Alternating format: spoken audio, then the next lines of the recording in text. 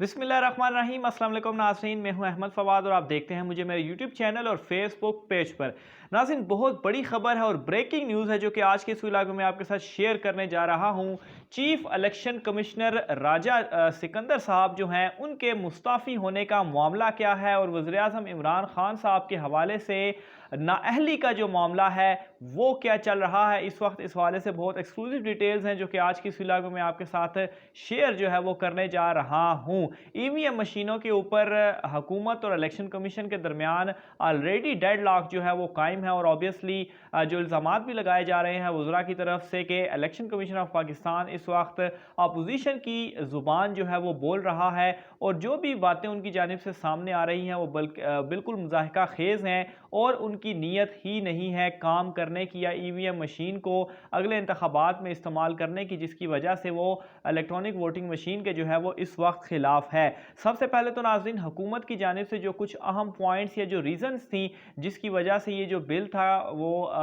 लेकर आया जा रहा है या इलेक्ट्रॉनिक वोटिंग मशीनों का इस्तेमाल किया जा रहा है, उसके एक दो पॉइंट्स हैं वो मैं आपके सामने रख देता हूँ, फिर जो है वो मामला आगे लेकर चलता हूँ ताकि सारा जो बैकग्राउंड है मामले का वो आपको जो है वो मालूम हो सके। तो सबसे पहले मैं आपको बताऊं कि ये जो बिल लेकर आया जा रहा है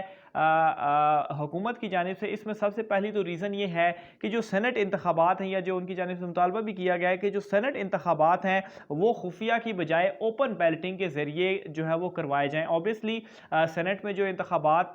जितना भी पीछे माजी का रिकॉर्ड रहा तो वहाँ पर ख़रीदो फ़रोख्त होती है। गुज़श्ता इंतखाबात में भी इस तरीके से हमने कुछ वीडियोज़ भी देखी वो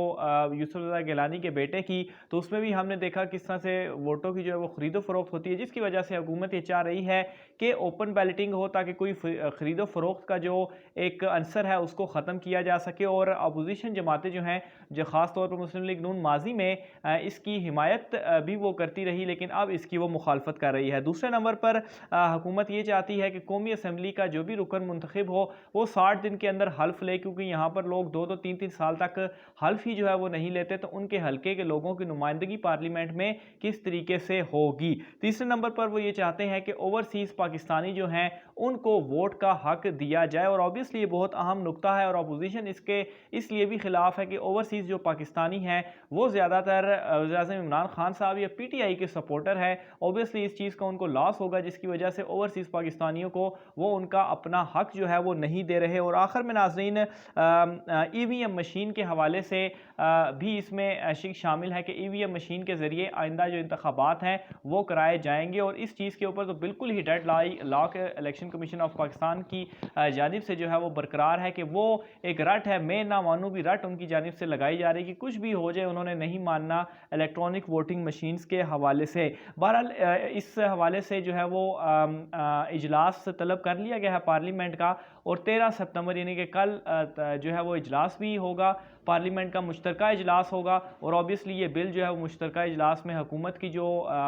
उसमें तादाद जो है वो ज़्यादा हो जाएगी मेंबरों की, तो ये बिल जो है वो पास करवाया जा सकता है। अब नाज़रीन, मैं दूसरी तरफ आता हूँ कि इलेक्शन कमीशन ऑफ पाकिस्तान जो है वो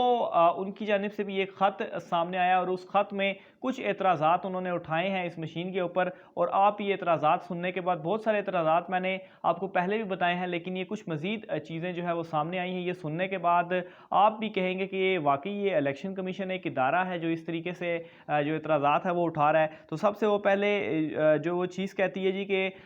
ये जो मशीनें हैं ये हल्के में अमन व अमान की सूरत हाल या जो तशद्दुद वगैरह की सूरत हाल है उसको जो है वो किस तरह से रोकेगी, अमन जो है वो किस तरीके से कायम करेगी। तो ये नाज़रीन आप खुद सोचें कि ये इलेक्शन कमीशन ऑफ पाकिस्तान की जानिब से कैसा भोंडा किस्म का एतराज़ है। आया जो एक मशीन है उसका क्या काम कि वो अमन व अमान की सूरत हाल को बरकरार रखे, ये तो जो आपके सिक्योरिटी इदारे हैं ये उनका काम है। इलेक्शन कमीशन ऑफ पाकिस्तान उनसे इस हवाले से पूछ सकता है कि वो किस तरीके से अमन व अमान की सूरत हाल जो है वो इस वक्त क्या मशीन इसके अंदर जो है वो क्या कर सकती है। दूसरे नंबर पर वो ये कहते हैं जी कि मशीन की जो मुरम्मत होगी वो किस तरह से होगी। तो सबसे पहली बात, मशीन की मुरम्मत की ज़रूरत ही नहीं है। ये एक जो मशीन होगी ये तो जो है वो एक तो ये नई मशीन होगी, नई मशीन को किसी किस्म की मुरम्मत की ज़रूरत जो है वो नहीं है और ऑब्वियसली वो कुछ इंतखाबात यानी कि 2-3 इंतखाबात उसके अंदर आराम से हो जाएंगे उस नई मशीन से, उसको किसी तरह की भी कोई ख़राबी नहीं होने वाली। एक कैलकुलेटर जो है वो कितना ही इस्तेमाल होता है और उसको कितना जो है वो उसमें क्या ख़राबी हो सकती है,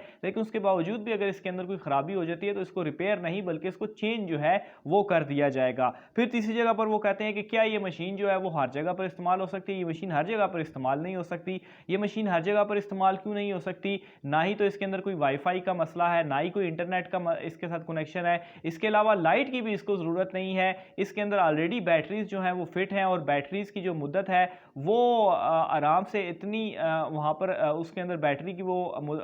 मुद्दत रखी गई है कि इलेक्शन जो है वो आप आराम से उसके अंदर कवर हो सकता है, उसके बाद आप उसको चार्ज जो है वो कर लें तो किसी भी जगह पर ये इलेक्ट्रॉनिक वोटिंग मशीनें जो हैं वो इस्तेमाल हो सकती हैं। तो इलेक्शन कमीशन ऑफ पाकिस्तान की जानिब से ये जो एतराज़ात उठाए जा रहे हैं बिल्कुल जो है वो बेबुनियाद, और इससे ये पता चलता है कि इलेक्शन कमीशन जो है वो किस तरह से वाकई अपोजिशन की ज़ुबान बोल रहा है और अपोजिशन के साथ मिलकर वो ये कह रहा है, काम कर रहा है कि इलेक्ट्रॉनिक वोटिंग मशीन का किसी तरह से इस्तेमाल जो है वो ना हो। अब आगे बढ़ता हूँ नाज़रीन, इस्तीफ़े के हवाले से इलेक्शन कमीशन ऑफ पाकिस्तान के ये मामला क्या है। तो नाज़रीन ज़राए के मुताबिक एक आला सतह का इजलास जो है वो हुआ है और उसमें कुछ नुकात जो है वो डिस्कस किए गए हैं और उसमें एक नुकता ये भी डिस्कस किया गया है इलेक्शन कमीशन ऑफ पाकिस्तान के मुस्ताफ़ी होने के हवाले से। इस हवाले से पहले भी हुकूमती वज़रा से कह चुके हैं कि वो मुस्ताफ़ी हों। ऑब्वियसली वो जिस तरीके से काम कर रहे हैं इस तरीके से जो है वो अपोजिशन की जो ज़ुबान बोल रहे हैं ये इस तरीके से नहीं होना चाहिए। बहरहाल अब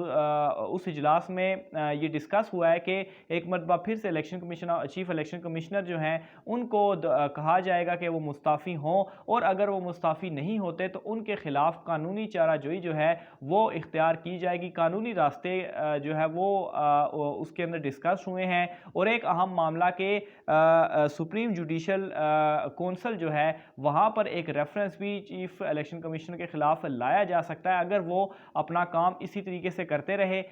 जो एक वो अपोजिशन के साथ मिलकर तो ये जो भोंडी हरकतें कर रहे हैं अगर वो इसी तरीके से करते रहे तो उनके खिलाफ जो रेफरेंस है वो भी लाया जा सकता है और उसके तहत फिर उनको अपने ओहदे से हटाया भी जा सकता है अगर वो इस तरह से इस्तीफ़ा जो है वो नहीं देते। और एक और चीज़ जो है वो डिस्कस इस इजलास में हुई वो ये हुई कि एक खदशे का भी इजहार किया गया और वो खदशा ये था कि चूँकि PTI का जो फॉरेन फंडिंग केस है वो इस वक्त इलेक्शन कमीशन ऑफ पाकिस्तान में ज़ेर समात है तो ऑब्वियसली चीफ इलेक्शन कमिश्नर हैं वही इसकी सरबराही में जो है वो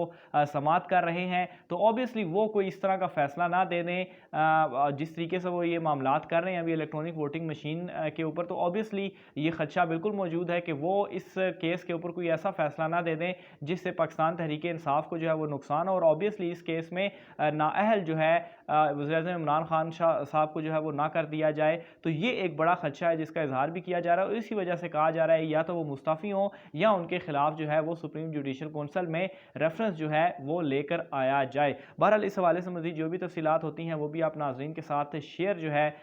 वो करते रहेंगे। आज के व्लॉग से इतना ही, मुझे इजाज़त दीजिए। अल्लाह हाफ़िज़।